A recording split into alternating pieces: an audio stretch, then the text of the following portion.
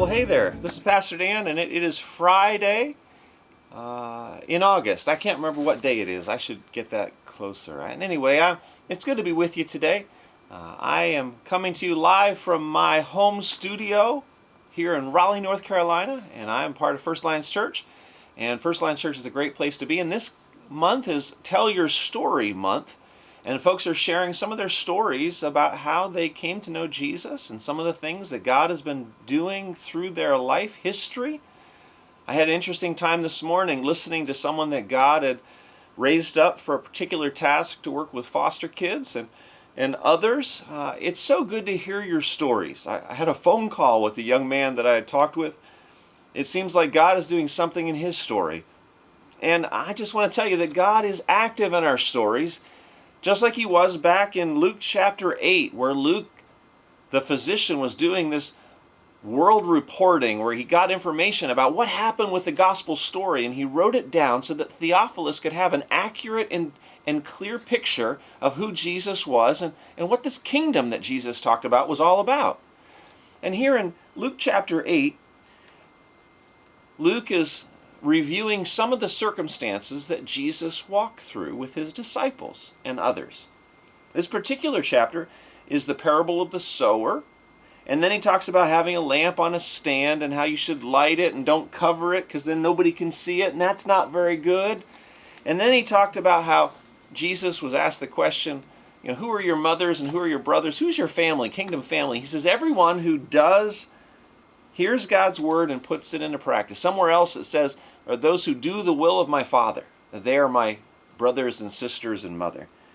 And then in verse 22, he tells us, Luke records a story about how Jesus went out with his disciples and fell asleep in the boat, and they were going to the other side of the lake, and a big storm came up, and they woke him up, and they were afraid they were going to drown. And Jesus said, peace be still, and God cared for their story. So often our lives feel topsy-turvy. But sometimes our lives feel out of control. And we have this story about the healing of the demon-possessed man. This is a unique circumstance. And the disciples and Jesus sailed to the region of the Gerasenes across the lake from Galilee. When Jesus stepped ashore, he was met by a demon-possessed man from the town. For a long time, this man had not worn clothes or lived with people, and he lived alone. And when they saw Jesus, this man fell at Jesus' feet and shouted at the top of his voice, "What do you want with me, Jesus, Son of the Most High? I beg you, don't torture me."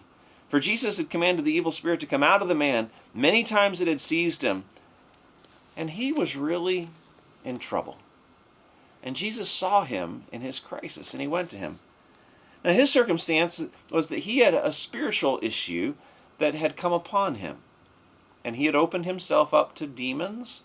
And those things are still real today, even though we don't see them and talk about them here in the United States very often.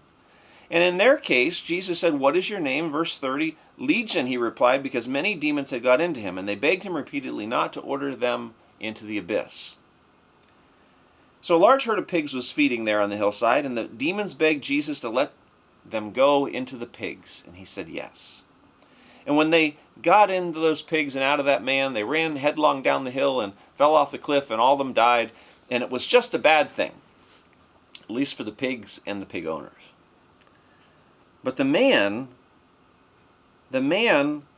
was then sitting at Jesus' feet, dressed and in his right mind, and the people of the city were afraid. Now, the reason I tell you this story is because at the very end, this demon-possessed man, who had been freed from this terrible circumstance, he said to Jesus, "Jesus, I want to come along with you and your disciples." And Jesus said to him at the end, "Return home and tell how much God has done for you." So the man went away and told all over town how much Jesus had done for him. Go home and tell what God had done for you. Go home and tell your story about how God delivered you from this place of bondage, this place of trial and trouble, this hardship. Go home and tell people how now your life looks different than it used to. In this month, of sharing stories, I hope you're thinking back about how your life has changed because you've known Jesus. Because God has come to you, because He has pulled back the sight so that you could see yourself for where you were, and you could see who He was and what He could do in your life and family and story. I trust God is doing some interesting things in your life these days. Come on Sunday and we'll talk a little bit more. We've got a few folks that are going to share their story about what God has done for them. I think you'll find it to be encouraging and challenging all at the same time.